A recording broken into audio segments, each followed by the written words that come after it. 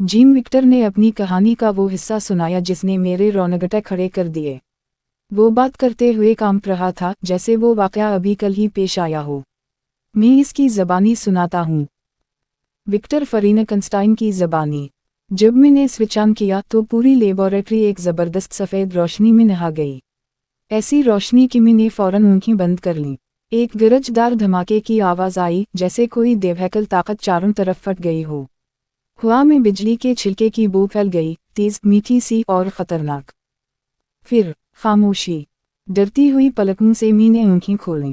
धुआं चारों तरफ फैला हुआ था। मेरी मशीन से हल्की सी सीटी की आवाज़ आ रही थी। और फिर एक हरकत। वो ढांचा जो मेज़ पर पड़ा था, इसकी उंगली हल्की सी हरकत कर रही थी।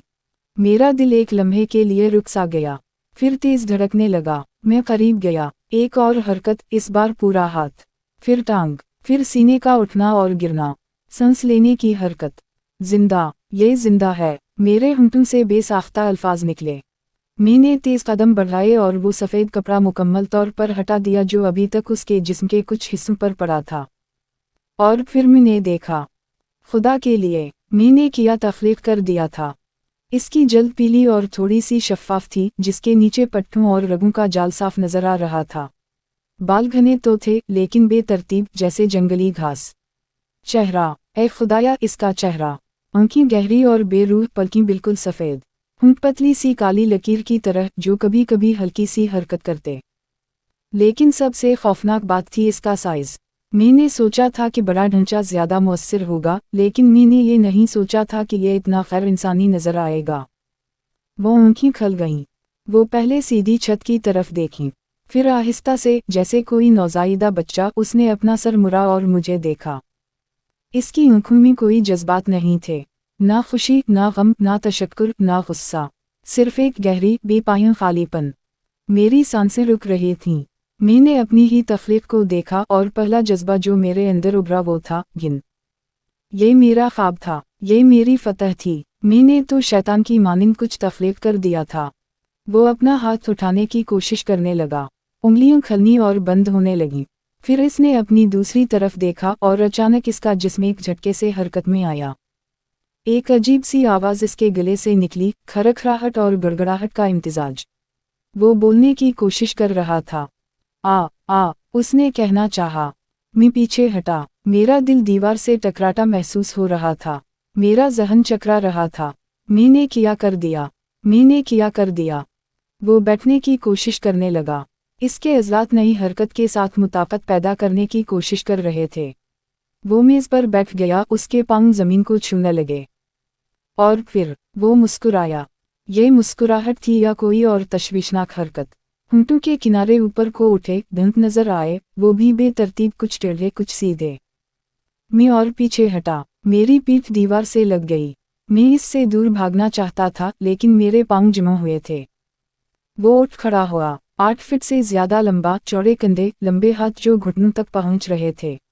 उसने अपने इर्द गिर्द देखा, लेबोरेटरी आलात में। फिर इसने अपने हाथों को देखा, पहले हथेलियां फिर पुश्त। वो इन्हीं मुड़ता रहा जैसे किसी नई चीज को पहचानने की कोशिश कर रहा हो। मीम, इसने कहा, आवाज अब भी खराशदार लेकिन अल्फाज ज्यादा वाज़ेह।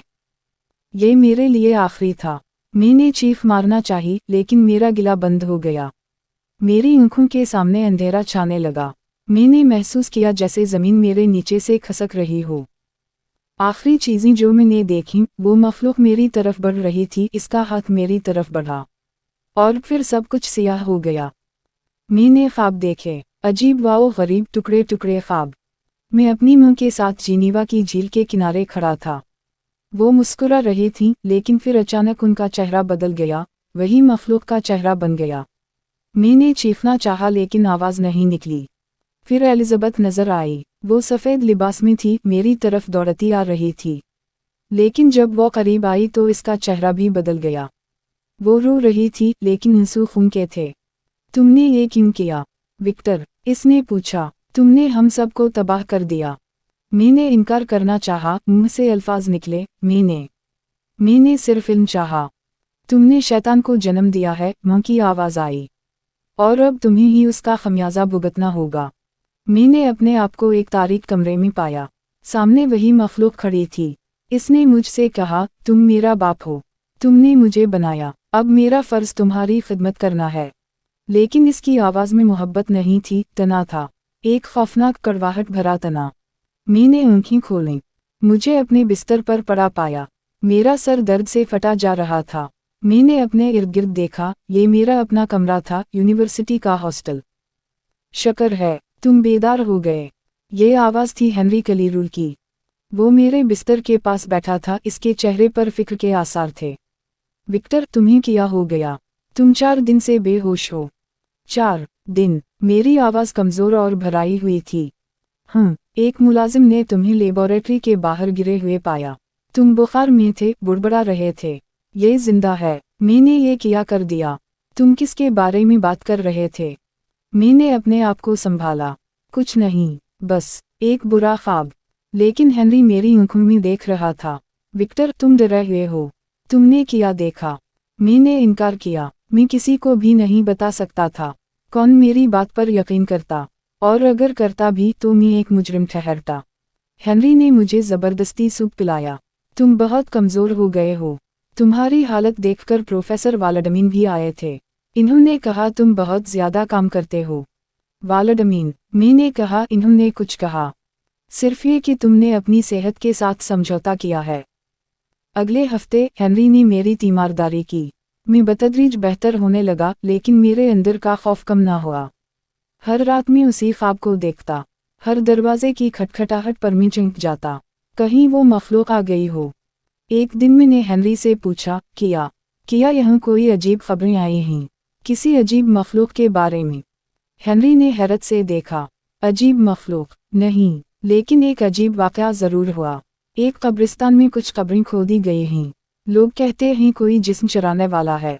मेरा दिल दिक से रह गया। वो बाहर थी, आज़ाद। 2 हफ्ते बाद मैं इतना बेहतर हो गया कि चल फिर सकूं।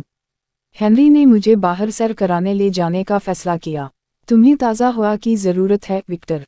हम शहर के इर्द गिर्द के देहाती इलाकों में घूम रहे थे। हेनरी अपनी शायरी के बारे में बात कर रहा था, लेकिन मेरा ध्यान कहीं और था। मैं हर झाड़ी के पीछे, हर दरख्त के साए में उसे ढूंढ रहा था। और फिर जंगल के किनारे मैंने इसे देखा। वो दरख्तों के दरमियान खड़ी थी, तकरीबन 100 गज दूर। इसने मुझे देखा, हमारी नजरें मिलीं। एक लम्हे के लिए सब कुछ रुक सा गया। हुआ परिंदों की चहचहाहट, हेनरी की बातें, सब खामोश। मैंने देखा कि इसके चेहरे पर अब सिर्फ खालीपन नहीं था, अब उसमें सवाल था, परेशानी थी, और गुस्सा। मैंने अपना हाथ उठाया, इशारा किया कि वो दूर हो जाए। वो एक लम्हे तक खड़ी रही, फिर मुड़ी और जंगल की गहराइयों में चली गई। विक्टर, तुम्हें क्या हवा? तुम बिल्कुल सफ़ेद हो गए हो, हेनरी ने पूछा। कुछ नहीं, बस थोड़ा सा चक्कर आया, मैंने कहा। लेकिन मेरे अंदर हलचल मच गई थी। वो अभी तक यहाँ थी, और वो मुझे जानती थी। 1 हफ्ते बाद खत आया। ये मेरे वालिद का खत था। मामूल की खैरियत दरियाफ्त के बाद जुमला था, बेटा, हम एक अलमनाक वाक़ये से 2-4 हुए हैं। तुम्हारा छोटा भाई वलीम मारा गया है। मैंने खत मेरे हाथ से छूटकर ज़मीन पर गिर गया। दुनिया मेरे इर्द गिर्द घूमने लगी। इसे जंगल में इसकी लाश मिली। इसका गला दबा दिया गया था। पुलिस को शुबा है कि यह कत्ल है। हेनरी ने खत उठाया, पढ़ा और मुझे गले लगा लिया। ओह विक्टर, मैं बहुत अफसोस करता हूँ, लेकिन मैं रो भी नहीं सकता था। मेरे जहन में सिर्फ एक ही ख्याल था, वही थी, इसने किया। खत में मजीद लिखा था, हमारी ख़ानदानी खिदमतगार जस्टिन मोर्ट्स पर शुबा है। इसके पास वलीम का हार मिला है जो हमने उसे उसकी मां की याद में दिया था। वो कहती है उसे वो जंगल में मिला, लेकिन पुलिस को यकीन नहीं। तुम्हें फ़ौरन वापस आना चाहिए। जस्टिन, वो मुखलिस लड़की जिसने सालों हमारे घर में खिदमत की थी, वो कातिला नहीं। मैं जानता था कि असल कातिल कौन था। मुझे जिनीवा जाना है, मैंने हेनरी से कहा। मैं तुम्हारे साथ आता हूँ, उसने फौरन कहा। सफ़र के दौरान मैं खामोश रहा। हेनरी समझता था कि मैं गम में डूबा हुआ हूँ, लेकिन असल में मैं अपने खौफ और जुर्म में घिरा हुआ था। मैंने वलीम को मारा है, बिलवासिता तौर पर, लेकिन मैं ये कातिल हूँ। जिनीवा पहुँचते ही घर का माहौल मुझे बूझ लगा। हर तरफ सोग का समन था। मेरे वालिद बूढ़े नजर आ रहे थे। अर्नेस्ट आंखें सुर्ख किए हुए था। एलिज़ाबेथ, वो तो बिल्कुल टूट चुकी थी। जब उसने मुझे देखा तो वो मेरे गले लग गई और रोने लगी। विक्टर, वो चला गया, हमारा छोटा वलीम। मैं इसे थामे रहा लेकिन मेरे अंदर सर्दी थी। मैं झूठा था, मैं सबसे बड़ा धोखेबाज। जस्टिन के बारे में क्या ख्याल है? मैंने पूछा। मेरे वालिद का चेहरा संजीदा हो गया। वो जेल में है, इस पर मुकदमा चलेगा। इसके पास सबूत है, वलीम का हार। वो कहती है उसे जंगल में मिला, लेकिन कोई इस पर यकीन नहीं करता। शायद वो सच कह रही है, मैंने कमज़ोर आवाज़ में कहा। विक्टर, तुम्हें मालूम है कि जस्टिन को वलीम से मोहब्बत थी। वो उसे अपने छोटे भाई की तरह देखती थी। ये कैसे मुमकिन है कि वो? एलिजाबेथ ने कहा आंसुओं से भरी आंखों से। और मैं जानता था कि ये नामुमकिन है। मैं जानता था कि असल कातिल मेरी ही तख्लीक थी। शाम को मैं तन्हाई में बाहर निकला। मैंने जंगल के इस हिस्से की तरफ कदम बढ़ाए जहां वलीम की लाश मिली थी। मैं नहीं जानता क्यों, शायद सज़ा के लिए, शायद अपने जुर्म को महसूस करने के लिए। जंगल में गहरा सन्नाटा था, दरख्तों के साए लंबे हो रहे थे। और फिर मैंने इसे देखा। वो एक बड़े दरख्त के पीछे खड़ी थी। अब वो कपड़े पहने हुए थी, फटे पुराने कपड़े, शायद किसी से चुराए हों। इसका चेहरा अब और भी ज्यादा खौफनाक लग रहा था क्योंकि अब इस पर जज्बात थे। हमारी नजरें मिलीं। मैंने अपना हाथ उठाया, इशारा किया कि वो चली जाए।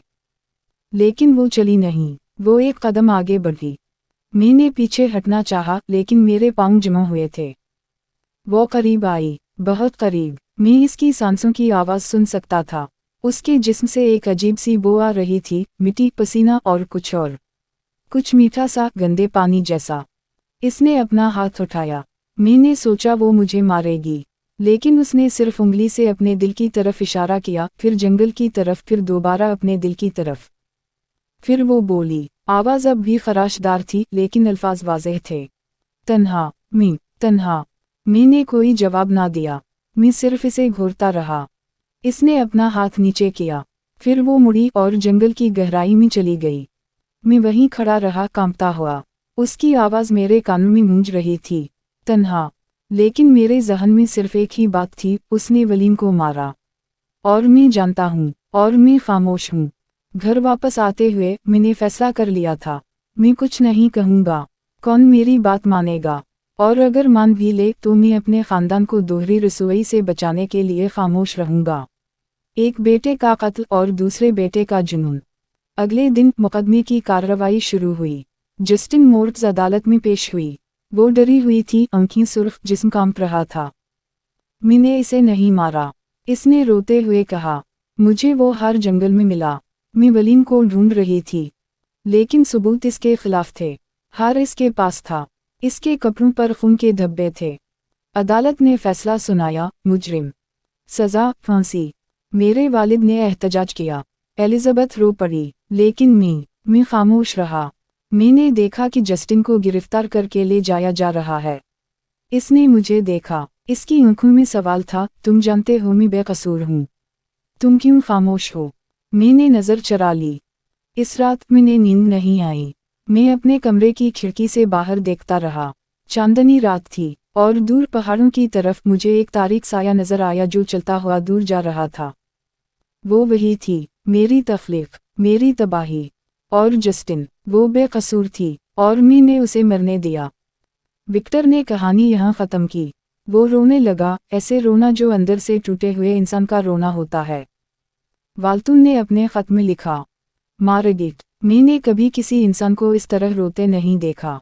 ये सिर्फ आंसू नहीं थे, ये रूह का खून था। इसने कहा, मैंने 2 जिंदगियां ली हैं, वाल्टून। अपने भाई की और एक बेकसूर लड़की की। और मैं खामोश रहा। मैं इतने गहरे जुर्म में डूब गया हूं कि कभी नहीं निकल सकूंगा।